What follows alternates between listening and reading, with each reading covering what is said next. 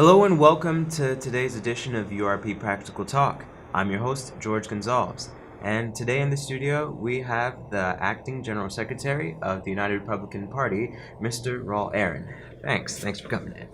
Thank you so much for having me. Right. And so, in a previous episode, you had spoken to us a little bit about the URP's manifesto and a concept within it of direct stimulus as a means of poverty eradication. I know, unfortunately, we had to stop, in the middle of it. But I did want to continue on to the subject because I found it was very interesting and very well received subject. Can you please just give us a little bit of a synopsis, and then we can go into that from there? Well, the United Republican Party, we're always excited in relations to eradicating poverty and to moving Guyana forward.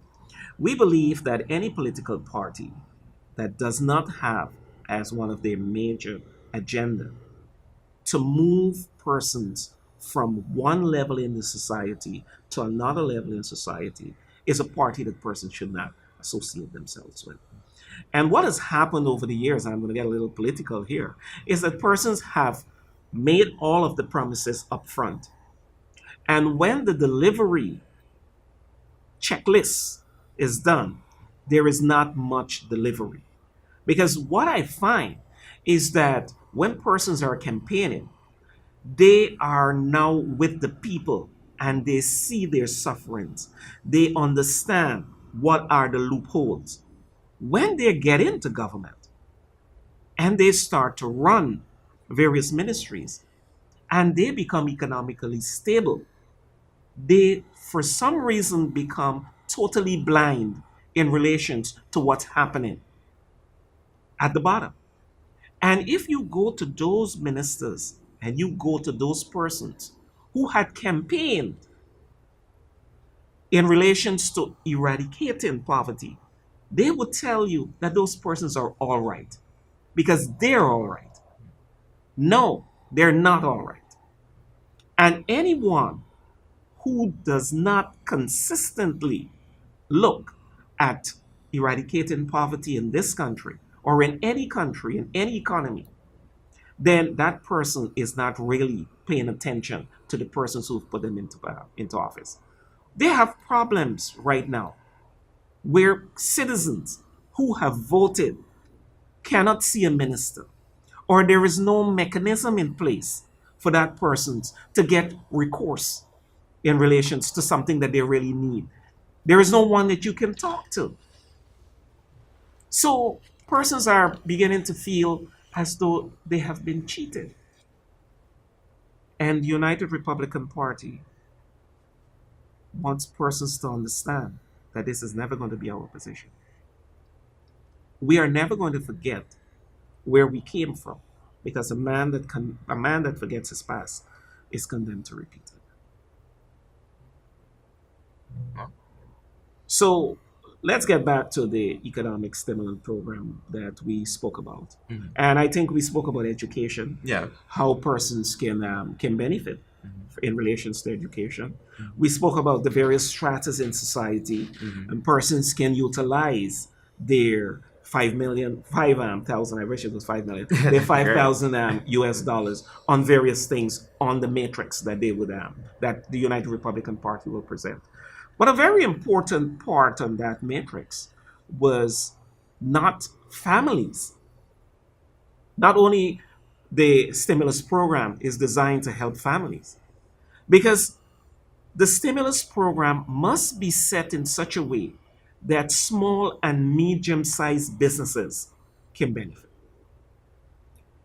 And the United Republican Party's position is we've spoken to businessmen. The most difficult thing to get right now is capital to start a business Mhm. or capital to propel your business. Yeah. That is something that the economic constraints that this country has had gone through is specifically responsible for banks and various lending institutions to become very apprehensive in relations to how they allocate monies to businesses. And I'll tell you this, George. I believe that our loan officers need to be retrained. When you go into a loan officer, they work with you in relations to having you understand why you cannot get the loan Hmm. instead of the reverse. They will tell you 1 million reasons why you are not qualified to get that loan. And you know what? Most businessmen that goes in understands that. But none of them are trained to tell you what you need to do based on your current financial position, based on your current credit status to get that loan. So essentially, it sounds like they're just discouraging you across the board then, and instead of really trying to encourage you to really I get believe, this yeah, one. you're correct. I believe businessmen are the most frustrated persons because what happens in a business? Cash flow is killing you. And if you're going to start and you have never been in a business before, you don't have a track record. Okay, because this is what the bank does now. They call credit info, or they're associated with credit info. Credit info does a credit report on you. Imagine credit info doing a credit report on an individual who has gone through serious economic crises in this country. And that person has now regained their stature and regained their equilibrium in relations to business. But credit info has that tagged on you for 5 to 7 years that you will not be able to do anything. Same persons now don't come out and tell you, how can I repair my credit? What do I need to do to ensure that those bad times that I've gone through, I have now corrected that, and my economic status now speaks to me being creditworthy? The United Republican Party believe that this needs to be looked at. So like that system just does not exist. It doesn't exist. Wow. So we need to look at that carefully. In United Republican Party, once we are elected to government, we'll be looking seriously at small businesses. So what we are suggesting is that small businesses actually be given loans. They need to be a, a revolving fund for small businesses. And we're not saying that we should be handing out monies to small businesses without specific management strategies being given to them. We believe that if a business has a viable business proposal and that business proposal needs financing, then I believe that that business proposal should be financed and not turned down. Because when you turn that proposal down, it means two things that are happening immediately. Workers are not being employed and demands are not being fulfilled. So we have to look at this thing in a strategic way. One, we need to ensure first that the loan is given and that that loan is properly managed. How do we do that? We need to take monies from the revolving fund and pay graduates from our university to ensure that those businesses are properly managed. Lots of small businesses, they have an excellent concept, but they do not have the expertise to manage it. And I believe that the revolving fund that the URP is proposing should have enshrined in it payments for consultants that are going to be placed at those various companies to ensure that those businesses run smoothly. And they should be placed there throughout the lifetime of the loan or the grant or the advance that is given. So that when that business is handed over to the owner and that consultant is extracted, there would have been a track record of institutional expertise to move that business to the next level. And that business can now have another loan, knowing that the expertise are in there. And those persons now don't have to be in that business on a day-to-day basis. They can now just be consultants to ensure that that business moves forward. And so this system, then I see the tangible benefits in that. In there, I guess if I myself as a lender would feel a lot more confident in lending to a business, knowing that somebody that understands how a business should be run is in fact running it. Yeah, that's a good point. The URP's position is buy local. If you're going to encourage persons to buy local, you have to have in place industries on a national basis who can produce the products and the services that persons can benefit, or the services and products that are in demand. To do that, you must have a strong medium and small term firms and industry in place to ensure that that is done.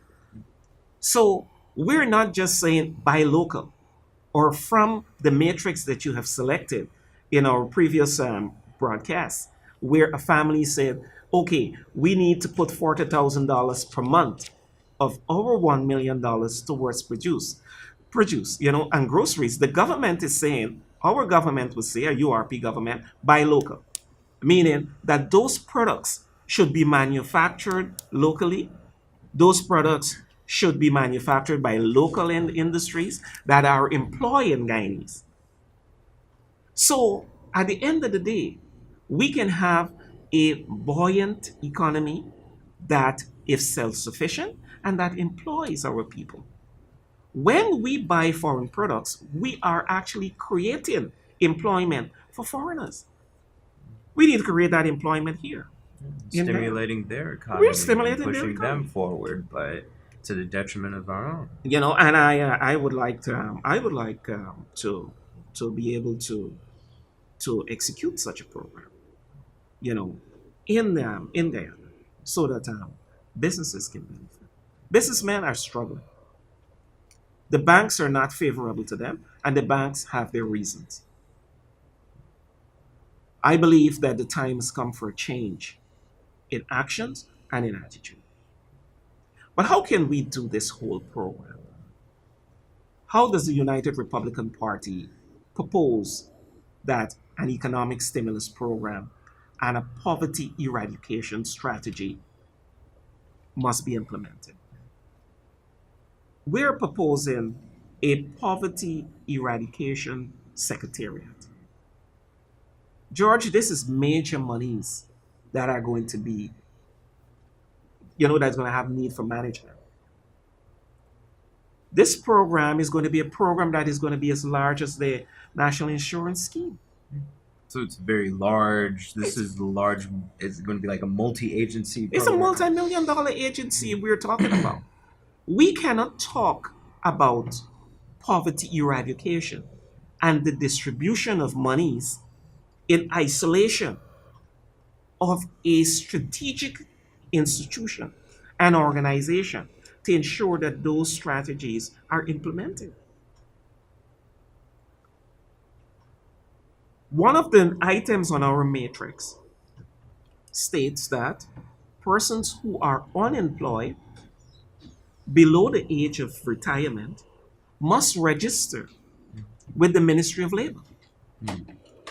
If those persons are not registered with the Ministry of Labor, then they will not be given a subsidy. You must be registered first, and when you are registered, you must be actively receiving benefits in relations to training. If you are going to pay out monies to persons who are unemployed and you do not have a strategic program in place to ensure that they are trained and that they are trained consistent with the industries of the day and with the needs of employers, then you are going to be in a tailspin whereby persons are just going to brace back and they are going to receive those funds. But if those persons were made to absorb or to attend technical and vocational studies and technical and vocational and the development of technical and vocational skills, then those persons will now become employable. And the Poverty Eradication Secretariat will pay close attention to this. Now, we're proposing that the Poverty Eradication Secretariat work closely with some major organizations and major ministries. For example, they would have to work closely with the Guyana Revenue Authority. They would have to work closely with the Social Services Ministry. They will have to work closely with Ministry of Labor. Now, if we have a combination of organizations working together, and these organizations must not take away from their current duties and functions. They must just be supportive organizations of the Poverty Eradication Secretariat. But the Poverty Eradication Secretariat must not do their work. And that is the type of proposal that we're recommending. We're saying that the Poverty Eradication Secretariat, who is going to be responsible for the allocation and distribution of the funds of the $5 million. And note, the United Republican Party never said how much we intend to distribute because we believe that the economics should reveal itself first before we start stipulating how much should be given. So it's more than just saying 5,000 US just because a million sounds like a nice number. I believe we should allow the oil revenue to start to develop. And who knows? Maybe it might be 10. So we're not putting a tab on that. The United Republican Party never said how much we are going to spend or how much we're going to allocate for family. Okay, and persons have to now understand that this is not per person. This is per household. So the Poverty Eradication Secretariat will now work closely with the Statistical Bureau to understand the households that we have in Guyana and how do we identify and define specific households that are going to be given specific funds. Sometimes in one house there is 3 families living. Mm. That is not something that is going to be easy to do and to determine. There are fathers right now who have children in many components. Yeah. And how do you do it? Do you give the mothers or do you give the fathers? And we had I wanted to actually make a note a on typical example. Oh, with the school uniforms. uniforms. Yes, yes. So- I was just going to say that. Yeah, So I mean that was hilarious. yeah. So the Poverty Eradication Secretariat, working in tandem with the Statistical Bureau, the bureau that is responsible for all the census Mm. and understanding how households are determined. And that's another agency that is going to be supporting the Poverty Eradication Secretariat. So when we have a matrix of organizations supporting the Secretariat, then we have a smooth flow of things. Then we have what is called accountability. Because we need accountability in this process. If you don't have accountability in this process, then you're going to have problems. You're going to have challenges. Many persons are saying, how do we determine when someone goes to the grocery, goes to buy grocery in a supermarket? How do we, and I'm giving you a simple example. We're living in the 21st century, George, where technology is advanced. That person is given a card with a number. You walk into a supermarket, you purchase your products that are, that you regularly purchase. You don't have to walk around and go and look and bend it and turn the bottom. Automatically, that cash register, when you swipe your card, will automatically identify which products are local and which products are foreign. So if your purchase is $40,000 or $50,000, then the cashier will tell you, sir, your card has taken care of $30,000. You need to pay us $20,000. It's interesting that you make that statement that you have certain states within the United States that I know some people are familiar with the food stamps program that Correct. they don't even give food stamps. They give you a card Just a just like card. that, and it's that you can go to the supermarket, you scan it, and it does a similar system where the products that are considered under the food stamps that they're allowable, that those will be for free. But if you were to buy something like alcohol or tobacco that's not covered under it, you would have to then pay the difference. Well, it's the same in So Guyana. yeah. Those products Mm, that are those products that are locally produced will mm. automatically, when they're scanned into the system, automatically be tagged.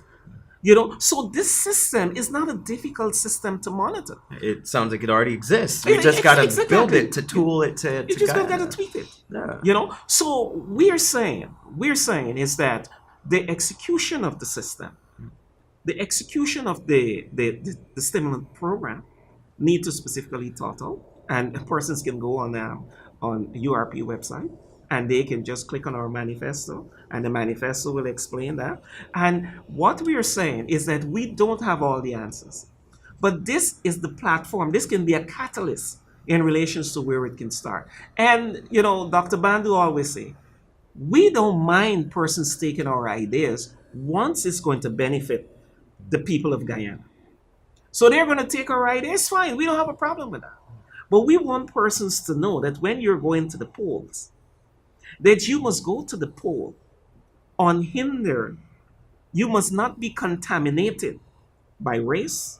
You must not be contaminated by systematic political affiliation votes, but you must be clear in your mind in relation to who you need to run this country, in relations to what you are going to be benefiting from.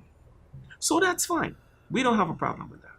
So the stimulus program and the poverty eradication strategy Mm. are very much in place in the minds of the United Republican Party, and exactly how we can execute it. So it's important that Guyanese begin to learn and that they begin to understand that there is a light at the end of the tunnel. And that light at the end of the tunnel in relations to the United Republican Party did not just come about because we discovered oil. Mm. It was always there in our manifesto. We always had thoughts in relations to eradicating poverty, and we had gone to the level whereby we had begun to develop methodologies and to develop strategies in relations to how poverty must be eradicated in this country. So then, would you? And I'm sorry to cut you right there, but then, so is it the belief of the URP that Guyana isn't necessarily a poor country, but rather its resources and the money from it haven't necessarily been managed in a way that's been most beneficial to its people? Is that essentially the assertion? I believe it's a fact. Mm. It is a fact. I believe we have some challenges in relations to how our monies are managed. I believe we have some serious challenges in relations to the parallel economy. Mm. And I believe what we are feeling now is the brunt of the removal of the parallel economy. And we are now existing on our own. And that is a good thing. People are crying out constantly that, they're feeling the brunt, you know. But at the end of the day, the parallel economy, must be restricted, so that our real economy can grow. I challenge the the economists of the day to tell the Guyanese people how inflation is going to be decreased when the first barrel of oil comes up. I want them to tell persons how much Guyana dollar is going to strengthen. And these are discussions that we're supposed to be having. If you have a vibrant economy and you have a vibrant government and a vibrant financial system, then you should begin to discuss these things with people. Is the Guyana dollar right now is 205 to 1, buying back 215 to 1. Mm. When the first barrel of oil comes up, what is it going to become? $1 is going to be 20 Guyana dollars. It's going to be 40 Guyana dollars. Where should I have my money when that first barrel comes up? In Should I dollars. have it in the bank, or should I have it in US dollars? Mm. Mm. The United Republican Party is currently working with a group of economists to determine exactly what is going to be the outcome of this. Guyanese people need to be sensitized now, not in 2020, in relations to these issues. These are current and pertinent issues that we need to understand. The citizenry, the electorate need to be educated on this.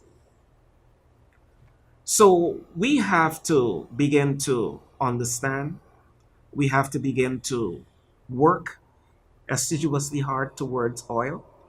And persons have to understand that when oil comes, it's been said that only about 1,000 or maybe 1,500 persons are going to be directly employed in the oil sector.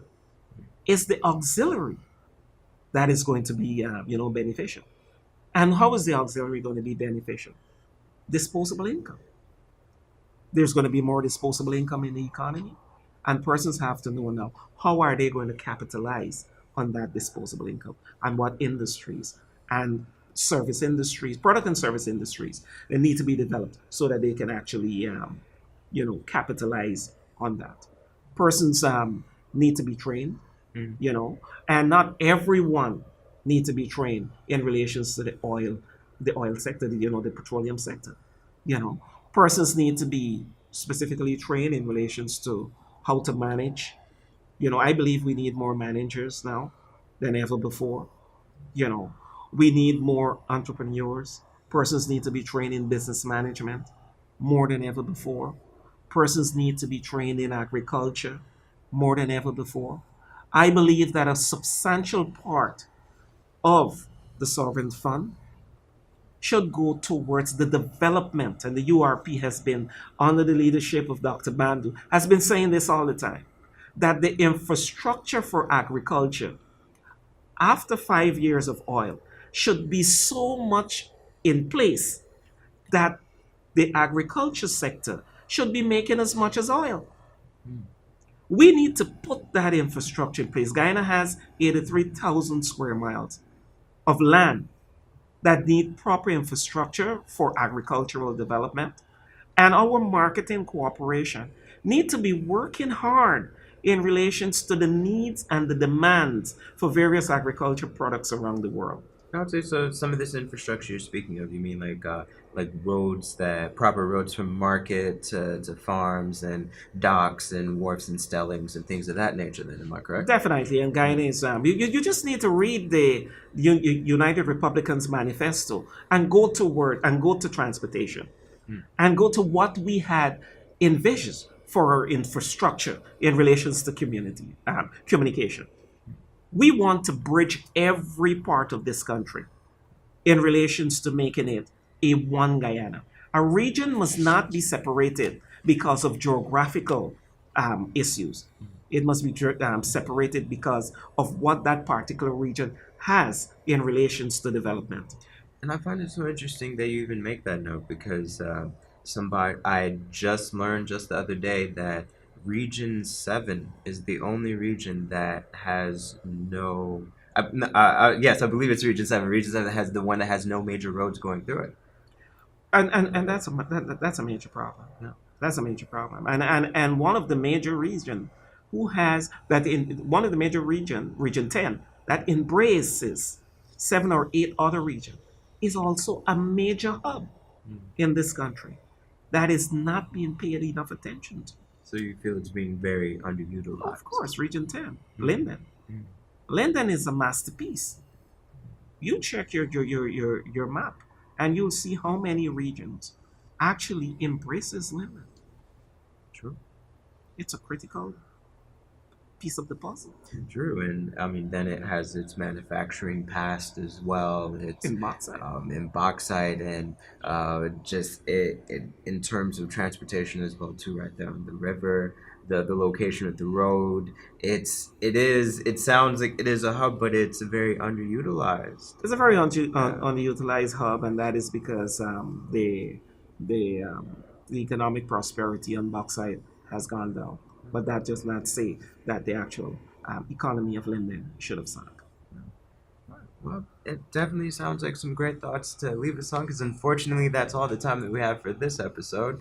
So, yes, thank you for speaking with us, Mr. Aaron. And so, as you said, that is all the time that we have for today's edition of URP Practical Talk. I'm your host, George Gonzalez. And as always, we would like for you to go to the website, www.urpguyana.com, or you can even check us out on Facebook, URP Guyana.